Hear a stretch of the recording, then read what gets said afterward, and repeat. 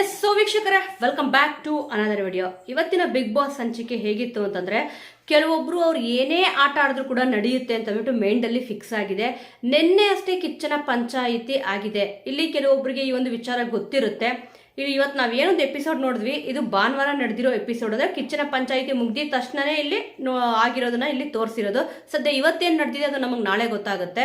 ಇಲ್ಲಿ ನೋಡಿ, ಜಸ್ಟ್ ಉಗಿಸ್ಕೊಂಡು ಬೈಸ್ಕೊಂಡು ಹೋಗಿದ್ದಾರೆ. ಈ ಥರ ಪಿಸುದನ್ನು ಮಾತಾಡಬಾರ್ದು, ಮೈಕ್ ಎತ್ತಿಡಬಾರ್ದು, ಡ್ರೆಸ್ಸಿಂಗ್ ರೂಮಲ್ಲಿ ಈ ಥರ ಹೋಗಿ ಮಾತಾಡಬಾರ್ದು, ಎಷ್ಟು ಸರಿ ಅಂತ ಇಲ್ಲಿ ಕೇಳಿದ್ದಾರೆ. ಅದಕ್ಕೆ ಇಲ್ಲಿ ಕೆಲವೊಬ್ಬರಿಗೆ ಕಿಚ್ಚನ ಪಂಚಾಯಿತಿ ಬಗ್ಗೆ ಇದ್ದಿದ್ದು ಒಪಿನಿಯನ್ ಇಲ್ಲಿ ಚೇಂಜ್ ಆಯಿತು. ಇಲ್ಲಿ ಬೇಡದೇ ಇರೋ ವಿಚಾರಕ್ಕೆ ಎಷ್ಟು ದೊಡ್ಡದಾಗಿ ಕ್ಲಾಸ್ ತಗೊಂಡ್ರು, ಪಿತ್ತ ನೆತ್ತಿಗೆ ಇರುತ್ತೆ ಅಂತ ಇಲ್ಲಿ ಹೇಳಿದ್ರು. ಆದರೆ ಜಾನ್ವಿಯವರು ಏನೊಂದು ಮಿಸ್ಟೇಕ್ ಮಾಡಿದ್ರು, ಅಶ್ವಿನಿ ಗೌಡ ಅವರು ಜಾನ್ವಿಯವರು ಈ ಒಂದು ವಿಚಾರನ ತುಂಬಾ ಸೀರಿಯಸ್ ಆಗಿ ಹೇಳಿದಿದ್ರೆ, ಅಂದ್ರೆ ಡ್ರೆಸ್ಸಿಂಗ್ ರೂಮಲ್ಲಿ ಹೋಗಿ ಏನು ಮಾತಾಡಿದ್ರು, ಇದಕ್ಕೆ ಅಲ್ಲೇ ಅವರೇ ಪನಿಷ್ಮೆಂಟ್ ಕೊಟ್ಟಿದ್ರೆ ತುಂಬಾನೇ ಚೆನ್ನಾಗಿರೋದು. ಆದರೆ ಇದನ್ನ ಇವರು ತಲೆಗೆ ಹಾಕೊಂಡಿಲ್ಲ ಅಂತ ಅಂದ್ಬಿಟ್ಟು ಈಗ ಬಿಗ್ ಬಾಸ್ ಮನೆಯಲ್ಲೂ ಕೂಡ ಇಲ್ಲಿ ಗೊತ್ತಾಗಿದೆ. ಅದರಲ್ಲೂ ಕೂಡ ಇಲ್ಲಿ ಕಾಕ್ರೋಚ್ ಸುದ್ದಿ ಹೋಗಿದ ತಕ್ಷಣ ಒಂದು 2 ರಿಂದ 3 ನಿಮಿಷ, ಸುಮಾರು 5 ನಿಮಿಷನೇ ಇಟ್ಕೊಳ್ಳಿ, ಇಲ್ಲಿ ಅವ್ರು ಹೋಗಿದ್ದು ಬೇಜಾರಾಯ್ತು, ಫಿನಾಲೆವರೆಗೂ ಇರ್ತಾರೆ ಅಂತ ಅನ್ಕೊಂಡ್ವಿ, ಹಾಗೆ ಹೀಗೆ ಮಾತಾಡ್ಕೊಂಡ್ರು. ಅದು ಆಗಿದ ತಕ್ಷಣನೇ ಇಲ್ಲಿ ಡ್ರೆಸ್ಸಿಂಗ್ ರೂಮ್ಗೆ ಹೋಗ್ತಾರೆ. ಅವಾಗ ನೋಡಿ ಎಷ್ಟು ಬೇಗ ನಗಾಡಕ್ಕೆ ಸ್ಟಾರ್ಟ್ ಮಾಡ್ತಾರೆ ಅಂತಂದ್ರೆ, ಏನೂ ಕೂಡ ಫೀಲಿಂಗ್ ಇಲ್ಲ. ಇಲ್ಲಿ ಸುಮ್ಮನೆ ಇಲ್ಲಿ ಸಿಂಪತಿ ಕಾರ್ಡ್ ಪ್ಲೇ ಮಾಡ್ತಾರೆ ಅಂತಾರಲ್ಲ, ಆ ರೀತಿ ಇಲ್ಲಿ ಪ್ಲೇ ಮಾಡಿದ್ರು ಅಂತ ಇಲ್ಲಿ ಅನ್ಸುತ್ತೆ. ಗೊತ್ತಾಗ್ತದೆ ಅದು ನೀಟಾಗಿ, ಯಾಕಂದ್ರೆ ಕೇವಲ 3 ರಿಂದ 5 ನಿಮಿಷ ಅಷ್ಟೇನೆ ಅವ್ರ ಕಣ್ಣಲ್ಲಿ ನೀರು ಬಂತು. ಅಲ್ಲಿಂದ ಎದ್ದು ಹೋಗಿದ ತಕ್ಷಣ ಆ ಪ್ಲೇಸಿಂದ ಬಿಟ್ಟು ಗಾರ್ಡನ್ ಏರಿಯಾ ಬಿಟ್ಬಿಟ್ಟು ಡ್ರೆಸ್ ಚೇಂಜ್ ಮಾಡಿ ಹೋಗಿದ ತಕ್ಷಣ ಸಾಕು ಇಲ್ಲಿ ಮತ್ತೆ ಮಾತಾಡ್ತಾರೆ. ಅದರಲ್ಲೂ ಕೂಡ ಅವ್ರು ಮಾಡಿದ್ದೇ ಸರಿ ಅಂತ ಅಂದ್ಬಿಟ್ಟು ಇಲ್ಲಿ ಬಟ್ಟೆದು ತಗೊಂಡು ತೋರಿಸಿದ್ರಲ್ವಾ, ಇಷ್ಟೊಂದು ಉಕ್ಸಿತ್ತು ಅಂತ ಅಂದ್ಬಿಟ್ಟು ತೋರಿಸಿದ್ರು. ಹೌದು, ಉಕ್ಸಿರುತ್ತೆ ಸರಿ, ಅದನ್ನ ಪಿಸುದು ಇಲ್ಲಿ ಮಾತಾಡ್ಕೊಂಡ್ಬಿಟ್ಟು ಹೇಳೋದು ಏನಿದೆ, ಜೋರಾಗೆ ಮಾತಾಡ್ಬೋದಿತ್ತು. ಇಲ್ಲಿ ಅವ್ರು ಮಾತಾಡ್ತಿರೋದು, ನಗಾಡ್ತಿರೋದು ಕೇಳಿಸ್ತದೆ. ಬಿಗ್ ಬಾಸು ಕೂಡ ಇಲ್ಲಿ ಮಧ್ಯೆ ಬಂದ್ಬಿಟ್ಟು ಪಿಸು ಧ್ವನಿಯಲ್ಲಿ ಮಾತಾಡುವಂತಿಲ್ಲ ಅಂತ ಹೇಳಿದ ಮೇಲೂ ಕೂಡ ನಗಾಡ್ಕೊಂಡಿದ್ರು. ಆ ವಿಟಿ ತೋರಿಸ್ಬೇಕಾದ್ರೆ ನೀವು ಅಬ್ಸರ್ವ್ ಮಾಡಬಹುದು. ಇಲ್ಲಿ ಇಲ್ಲಿ ಗಿಲ್ಲಿಯವ್ರು ಕರೆಕ್ಟ್ ಆಗಿ ಇಲ್ಲಿ ಹೇಳಿದ್ರು, ಒಂದು ಚೂರು ಕೂಡ ಇಲ್ಲಿ ಅವರು ಸೀರಿಯಸ್ ಆಗಿ ಇಲ್ಲಿ ಇರ್ಲಿಲ್ಲ ಅಂತ ಬಿಟ್ಟು. ಯಾಕೆ ಹೇಳಿ, ಅವರು ನಾಮಿನೇಟ್ ಆದ್ರೂ ಕೂಡ ಇಲ್ಲಿ ಅವ್ರು ಉಳ್ಕೊಂತಾರೆ ಅಂತ ಇಲ್ಲಿ ಗೊತ್ತು. ಸ್ಪಂದನ ಅವರು ಕೂಡ ಇಲ್ಲಿ ಅದನ್ನೇ ಹೇಳಿದ್ದು, ಗಿಲ್ಲಿಯವರು ಅದನ್ನೇ ಹೇಳಿದ್ರು, ಇವ್ರಿಗೆ ನಾಮಿನೇಷನ್ ಭಯ ಇಲ್ಲ ಅಂತ ಬಿಟ್ಟು. ಕರೆಕ್ಟ್ ಆಗಿ ಅರ್ಥ ಮಾಡ್ಕೊಂಡಿದ್ದಾರೆ ಸ್ಪಂದನ ಅವರು. ನಾಮಿನೇಷನ್ ಅನ್ನೋ ಭಯ ಏನಾದ್ರು ಇದ್ದಿದ್ರೆ ಅಲ್ಲಿ ಹೇಳ್ತಿದ್ದಾರೆ, ಬಿಗ್ ಬಾಸ್ ಮಕ್ಕ ನೋಡ್ಕೊಂಡು ನಗಾಡ್ತದೆ. ಅದೇ ಇಲ್ಲಿ ಗಿಲ್ಲಿಯವ್ರು ಮಾಡಿದ್ರೆ ಅದು ಅವ್ರಿಗೆ ಕಾಮಿಡಿ ಅನ್ಸಲ್ಲ, ಟ್ರಾಜಿಡಿ ಆಗಿ ಕಾಣಿಸುತ್ತೆ. ಗಿಲ್ಲಿ ನಟ ಅವರು ಕೂಡ ಅದನ್ನೇ ಹೇಳಿದ್ರು. ಅದೇ ಜಾಗದಲ್ಲಿ ನಾನೇನ ಇದ್ದೆ, ಆ ಥರ ಏನೇನ ಮಾಡಿಬಿಟ್ಟಿದ್ರೆ ಎಷ್ಟು ಇವರೆಲ್ಲ ಓವರ್ ಆಗಿ ಆಡಿರೋರು ಅಂತ ಬಿಟ್ಟು. ನಿಜವಾಗ್ಲೂ ಕೂಡ ಇಲ್ಲಿ ಫುಲ್ಲು ರೇಗಾಡ್ಬಿಟ್ಟಿರೋರು. ಯಾರೂ ಮಾಡದೇ ಇರೋ ತಪ್ಪು ಇಲ್ಲಿ ಗಿಲ್ಲಿ ಒಬ್ಬರೇ ಮಾಡ್ತಾ ಇದ್ದಾರೆ ಅಂತ ಅಂದ್ಬಿಟ್ಟು ಮಾತಾಡಿರೋದು. ಅದೇ ಇವರಿಬ್ರು ತಪ್ಪು ಮಾಡಿಕೆ ನಗಾಡ್ಕೊಂಡು ಇದ್ದಾರೆ. ಒಂದು ಚೂರು ಕೂಡ ಅವ್ರ ಮುಖದಲ್ಲಿ ನೀವು ಅಬ್ಸರ್ವ್ ಮಾಡಿಬೇಕಿದ್ರೆ, ಎಪಿಸೋಡ್ ನೋಡಿರೋರು ಗೊತ್ತಿರುತ್ತೆ ಯಾವ ರೀತಿ ಇವರಿಬ್ರು ಮಾಡ್ತಾ ಇದ್ರು ಅಂತ ಅಂದ್ಬಿಟ್ಟು. ಚೂರು ಪಶ್ಚಾತ್ತಾಪ ಇಲ್ಲ. ಇಲ್ಲಿ ನಾಮಿನೇಟ್ ಆಗೋಗ್ಬಿಟ್ಟಿದ್ದೀನಲ್ಲ, ಕೇವಲ ಅದೊಂದು ತಪ್ಪು ಮಾಡಿದಕ್ಕೆ ಅಂತ ಅಂದ್ಬಿಟ್ಟು ನಾನು ನಾಮಿನೇಟ್ ಆಗಿದ್ದೀನ, ಬಿಟ್ಟಾಕು, ನಾನು ಸೇವ್ ಆಗೋದು ಕನ್ಫರ್ಮ್ ಅಂತ ಅಂದ್ಬಿಟ್ಟು ಫಿಕ್ಸ್ ಆಗಿಬಿಟ್ಟಿದ್ದಾರೆ ಅವ್ರ ಮೈಂಡಲ್ಲಿ. ಕೆಲವೊಬ್ರು ಬಿಹೇವಿಯರೇ ಆ ರೀತಿ ಇಲ್ಲಿ ಇರುತ್ತೆ, ಏನೂ ಮಾಡೋಕ್ಕಾಗಲ್ಲ. ಇದೆಲ್ಲ ಆಗಿದ ತಕ್ಷಣ ಇಲ್ಲಿ ನೋಡಿ, ರಕ್ಷಿತಾ ಅವ್ರ ಬಗ್ಗೆ ಮಾತಾಡಬೇಡ ಅಂತ ಇಲ್ಲಿ ಹೇಳಿದ್ರು ಕೂಡ ಕೆಲವೊಬ್ರು ಸ್ಪರ್ಧಿಗಳಿಗೆ ಏನಾಗ್ತದೆ ಅಂತಂದ್ರೆ, ಇಲ್ಲಿ ರಕ್ಷಿತಾ ಅವ್ರ ಟಾಪಿಕ್ ತಗೊಂಡ್ರೆ ಸ್ವಲ್ಪ ಅವ್ರು ಹೈಲೈಟ್ ಆಗ್ತಾರೆ ಅಂತ ಬಿಟ್ಟು. ಅಂದ್ರೆ ಕಿರ್ಚಾಡೋದು, ಅರ್ಚಾಡೋದು ಏನೇ ಇರಲಿ, ಇಲ್ಲಿ ಕಿಚ್ಚ ಸುದೀಪ್ ಸರ್ ಧ್ರುವಂತವ್ರದ್ದು ವಿಡಿಯೋ ಇಲ್ಲಿ ಟ್ರೋಲ್ ಆಗ್ತದೆ ಅಂತ ಇಲ್ಲಿ ಹೇಳಿದ್ರು. ಇಲ್ಲಿ AI ವಿಡಿಯೋ ಒಂದು ತೋರಿಸಿದ್ರು ಬಿಗ್ ಬಾಸ್ ಬಗ್ಗೆ. ಅದ್ರ ಬದಲು ಇಲ್ಲಿ ಧ್ರುವಂತರ ವಿಡಿಯೋ ಯಾವುದೋ ಒಂದು ಟ್ರೋಲ್ ಆಗಿತ್ತೋ, ಇಲ್ಲಿ ಕಲ್ಪನಾ ಸಿನಿಮಾದು ಅವರೊಂದು ಒಂಥರ ಆಕ್ಟಿವ್ ಮಾಡ್ತಾರಪ್ಪ ಮಕ್ಕ. ನಿಜವಾಗ್ಲೂ ಕೂಡ ಇಲ್ಲಿ ಲೈವಲ್ಲಿ ಬಂದಾಗೂ ಕೂಡ ಇಲ್ಲಿ ಕೆಲವೊಬ್ರು ಹೇಳಿದ್ರೆ ಫೇಕ್ ಅಂತ ಅನ್ನಿಸ್ತಾರೆ ಮೇಡಮ್ ಅಂತ ಅಂದ್ಬಿಟ್ಟು. ಅವ್ರ ಇವತ್ತ ಯಾರ್ಯಾರು ನೋಡಿರ್ತೀರಾ 100% ಫೇಕ್ ಅಂತ ಅಂದ್ಬಿಟ್ಟು ಗೊತ್ತಾಗ್ಬಿಟ್ಟಿರುತ್ತೆ. ಇಲ್ಲಿ ರಕ್ಷಿತಾ ಫೇಕು, ನಾಟಕ ಆಡ್ತವಳೆ, ಏನು 6 ತಿಂಗಳೆಲ್ಲ ಇಲ್ಲಿ ಯೂಟ್ಯೂಬ್ಗೆ ಬಂದ್ಬಿಟ್ಟು ನಾನು ಬಂದುಬಿಟ್ಟಿದ್ದೀನಿ ಅಂತ ಅಂದ್ಬಿಟ್ಟು ಇಲ್ಲಿ ಹೇಳ್ತಿದ್ದಾಳೆ ಅಂತ ಇಲ್ಲಿ ಹೇಳಿದ್ರು. ಅದಕ್ಕೆ ಇಲ್ಲಿ ಜಾನ್ವಿಯವರು ಮತ್ತು ಅಶ್ವಿನಿ ಗೌಡವರು ಕೂಡ ಇಲ್ಲಿ ಸಾಥ್ ಕೊಡ್ತಾ ಇದ್ದಾರೆ.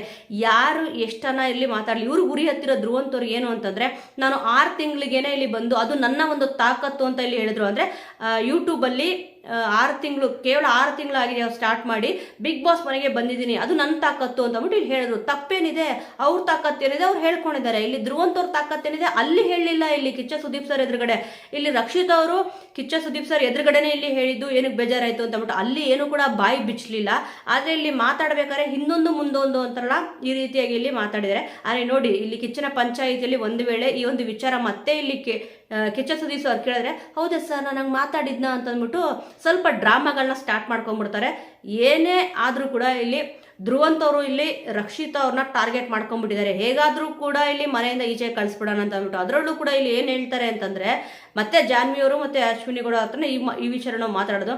ಫಸ್ಟಿಗೆ ಇಲ್ಲಿ ಸ್ಪಂದನ್ ಅವ್ರಿಗೆ ಹೇಳಿದ್ರು, ಇಲ್ಲಿ ಮೆಣಸಿನ್ಕಾಯಿ ತಿನ್ನಿಸ್ಬೇಕಾದ್ರೆ ಯಾರಿಗೋ ಒಂದು ಗ್ರೂಪ್ ಅಂತ ಕ್ರಿಯೇಟ್ ಮಾಡ್ಕೊಂಡ್ಬಿಟ್ಟಿದ್ರೆ, ನಾನು ಯಾವ ಗ್ರೂಪಲ್ಲಿ ಇಲ್ಲ ಮೊದಲನೇ ದಿವಸದಿಂದ ಇಲ್ಲಿವರೆಗೂ ಒಬ್ಬನೇ ಇಲ್ಲಿ ಹೋರಾಟ ಮಾಡ್ಕೊಂಡು ಬಂದಿದ್ದೀನಿ ಅಂತ ಇಲ್ಲಿ ಹೇಳಿದ್ರು. ಈಗ ಅವರು ಗ್ರೂಪಲ್ಲಿ ಸೇರ್ಕೊಂಡಿಲ್ವಾ? ಇಲ್ಲಿ ಬೇರೆಯವ್ರು ಮಾಡಿದ್ರೆ ಅದು ಗ್ರೂಪಿಸಮ್ಮು, ಇವ್ರು ಮಾಡಿದ್ರೆ ಗ್ರೂಪಿಸಮ್ ಅಲ್ಲ. ಇಲ್ಲಿ ಧ್ರುವಂತವ್ರು ಅದೇ ರೀತಿ ಇಲ್ಲಿ ಆಗಿರೋದು. ಏನೂ ಮಾಡೋಕ್ಕಾಗಲ್ಲ, ಕೆಲವೊಬ್ಬರು ಹೇಳೋದೇ ಒಂದು ಮಾಡೋದೇ ಒಂದು ಅಂತ ಅಂತಾರಲ್ಲ, ಇವರೊಂದು ನಡವಳಿಕೆ ಹೇಗಿದೆ ಜನಗಳಿಗೆ ಗೊತ್ತಾಗುತ್ತೆ ಬಿಡಿ ಅಂತ ಇಲ್ಲಿ ಹೇಳ್ತಾರೆ. ಇವ್ರೇನೋ ಅನ್ಕೊಂಡ್ಬಿಟ್ಟಿದ್ದಾರೆ, ಯೂಟ್ಯೂಬಿಂದ ಬಂದಿದ್ದಾರೆ ಅಂತ ತಕ್ಷಣ ಹಾಗ ಗಾಯ್ಸ್ ಗೊತ್ತುಂಟ ಗಾಯ್ಸ್ ಮತ್ತೆ ಅದೇ ರೀತಿ ಮಾಡ್ತಾರೆ. ಅವ್ರು ಹೇಗಾದರೂ ಮಾತಾಡಲಿ ರಕ್ಷಿತ್ ಅವರು, ಅದನ್ನ ತೊಗೊಂಡು ಇವ್ರಿಗೇನು, ಇವ್ರು ಯಾವ ರೀತಿ ಇದ್ದಾರೆ ಅಂತ ಅಂದ್ಬಿಟ್ಟು ನೋಡ್ಕೊಂಡ್ರೆ ತುಂಬಾ ಚೆನ್ನಾಗಿರುತ್ತೆ ಅಂತ ನನ್ನ ಒಂದು ಒಪಿನಿಯನು. ಒಟ್ಟಾರೆ ಇಲ್ಲಿ ರಕ್ಷಿತಾ ಅವರು ಯಾರ್ಯಾರಿಗೆ ಕ್ಲೋಸ್ ಆಗ್ತಾರೋ ಅವರೆಲ್ಲ ಬಿಗ್ ಬಾಸ್ ಮನೆಯಿಂದ ಹೊರಗಡೆ ಹೋಗ್ತಾರೆ ಅಂತ ಧ್ರುವಂತ್ ಅವ್ರು ಹೇಳಿದ್ದಾರೆ. ನಿಜ ಹೇಳಬೇಕು ಅಂತಂದರೆ ಧ್ರುವಂತ್ ಅವ್ರ ಜೊತೆ ಯಾರ್ಯಾರು ಇಲ್ಲಿ ಕ್ಲೋಸ್ ಆಗಿರ್ತಾರೋ ಅವರು ಬಿಗ್ ಬಾಸ್ ಮನೆಯಿಂದ ಹೊರಗಡೆ ಹೋಗೋದು. ಇಲ್ಲಿ ನೋಡಿ ಮಲ್ಲಮ್ಮ ಅವ್ರ ಜೊತೆ ಫಸ್ಟ್ ಕ್ಲೋಸ್ ಆದರು, ಅವ್ರು ಹೊರಗಡೆ ಹೋದರು. ಆನಂತರ ಚಂದ್ರಪ್ರಭಾ ಅವ್ರ ಹತ್ರ ಇಲ್ಲಿ ಮಾತಾಡಿದ್ರು, ಅವರು ಕೂಡ ಇಲ್ಲಿ ಹೊರಗಡೆ ಹೋದರು. ಈಗ ಒಂದು ಬಕೆಟ್ ಗ್ಯಾಂಗ್ ಅಂತಿದೆಯಲ್ಲ, ಆ ಬಕೆಟ್ ಗ್ಯಾಂಗಲ್ಲಿ ಸೇರಿದ್ರು ಕೂಡ ಇಲ್ಲಿ ಬಿಗ್ ಬಾಸ್ ಮನೆಯಿಂದ ಹೊರಗಡೆ ಬರ್ತಾರೆ. ಇಲ್ಲಿ ಮಲ್ಲಮ್ಮ ಅವ್ರು ಇರಲಿಲ್ಲ ಬಿಡಿ, ಕಾಕ್ರೋಚ್ ಸುದ್ದಿಯವ್ರನ್ನ ತಗೊಳ್ಬೋದು, ಚಂದ್ರಪ್ರಭಾ ಅವ್ರನ್ನ ತಗೊಳ್ಬೋದು. ಈ ಒಂದು ಟೀಮಲ್ಲಿ ಯಾರ್ಯಾರು ಸೇರ್ಕೊಂತಾರೋ ಈ ವಾರ ಕನ್ಫರ್ಮ್ ಆಗಿ 100% ಇಲ್ಲಿ ಧ್ರುವಂತ್ ಅವ್ರೇನಾದ್ರೂ ನಾಮಿನೇಟ್ ಆದ್ರೆ ಬಿಗ್ ಬಾಸ್ ಮನೆಯಿಂದ ಇವ್ರು ಹೊರಗಡೆ ಬರೋದು ಕನ್ಫರ್ಮ್ ಅಂತಂದ್ಬಿಟ್ಟು ನನಗೆ ಅನ್ನಿಸ್ತದೆ. ಒಂದ್ ವೇಳೆ ಇವ್ರೇನಾದ್ರೂ ನಾಮಿನೇಟ್ ಆದ್ರೆ ಇವರೇ ಎಲಿಮಿನೇಟ್ ಆಗಬಹುದು ಅಂತ ಹೇಳ್ಬಿಟ್ಟು ಕನ್ಫರ್ಮ್ ಆಗದೆ. ಯಾಕೆ ಗೊತ್ತಾ, ಇವ್ರು ಮಾಡ್ತಿರೋದು ಏನು ಅಂತಂದ್ರೆ ರಕ್ಷಿತ್ ಅವ್ರನ್ನ ತುಳಿಯಕ್ಕೆ ನೋಡ್ತಾ ಇದಾರೆ. ಹಿಂದೊಂದು ಮುಂದೊಂದು ಯಾಕೆ ಮಾತಾಡಬೇಕು, ಅಲ್ಲಿ ಫೇಕು ಅಂತ ಇಲ್ಲಿ ಹೇಳ್ತಾರೆ. ಅವ್ರು ಫೇಕ್ ರಿಯಲ್ ಏನಾದ್ರೂ ಇರ್ಲಪ್ಪ, ಅವ್ರ ಪಾಡಿಗೆ ಅವ್ರು ಇದಾರೆ ಅಲ್ವಾ, ಇವ್ರ ತಂಟೆಗೆ ಬಂದಿಲ್ವಲ್ಲ. ಇವ್ರಿಗೆ ಧ್ರುವಂತವ್ರು ಏನಾಗ್ಬಿಟ್ಟಿದೆ ಅಂತಂದ್ರೆ ರಕ್ಷಿತ್ ಅವ್ರನ್ನ ನೋಡಿ ಉರಿ ಹತ್ತಿಬಿಟ್ಟಿದೆ. ಯಾಕಂದ್ರೆ ಬಲೆ ಬೀಸಿದ್ರು, ಇವಳನ್ನ ಇಟ್ಕೊಂಡು ತಂಗಿ ಅಂತ ಅಂದ್ಬಿಟ್ಟು ಒಂದು ಸಿಂಪತಿ ಕಾರ್ಡ್ ಪ್ಲೇ ಮಾಡೋಣ ಅಂತ ಅಂದ್ಬಿಟ್ಟು ರಕ್ಷಿತ್ ಅವರು ಬೀಳಲಿಲ್ಲ. ಇದಕ್ಕೆ ಗೊತ್ತಾಯ್ತು ಧ್ರುವಂತ್ ಅವ್ರ ಬಂಡವಾಳ ಏನು ಅಂತಂದ್ಬಿಟ್ಟು ಅದಕ್ಕೆ ಇಲ್ಲಿ ಬಿಟ್ಬಿಟ್ರು.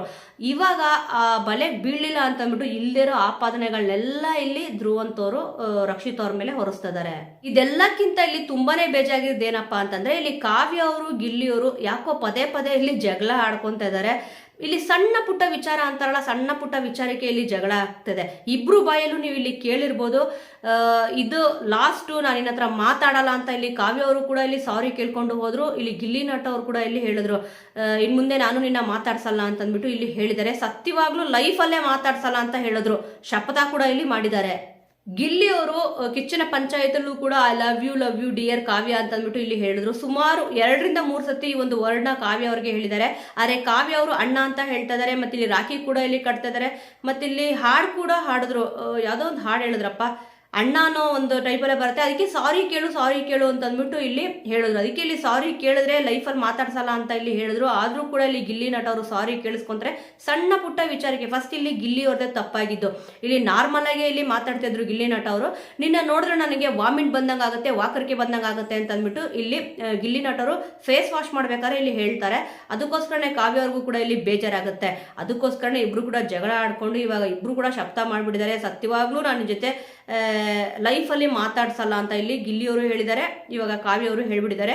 ಇದ್ರ ಮಧ್ಯೆ ಒಂದು ಇನ್ಸಿಡೆಂಟ್ ಕೂಡ ಇಲ್ಲಿ ನಡೆಯುತ್ತೆ. ಲೈವಲ್ಲಿ ನೋಡಿದವ್ರಿಗೆ ಗೊತ್ತಿರುತ್ತೆ, ಸೋಷಿಯಲ್ ಮೀಡಿಯಾದಲ್ಲಿ ಜಾಸ್ತಿ ಆಕ್ಟಿವ್ ಆಗಿರೋರಿಗೆ ಗೊತ್ತಿರುತ್ತೆ. ಗಿಲ್ಲಿ ನಟ ಅವರು ಒಂದು ಲೆಟರ್ ಬರೀತಾರೆ. ಇದು ಎಪಿಸೋಡಲ್ಲಿ ಪ್ರಸಾರ ಆಗಲಿಲ್ಲ. Gilli Kavya love you please love me ಅಂತಂದ್ಬಿಟ್ಟು ಬರ್ಬಿಟ್ಟು ಹಾರ್ಟ್ ಸಿಂಬಲ್ ಕೂಡ ಇಲ್ಲಿ ಬರೆದಿರ್ತಾರೆ.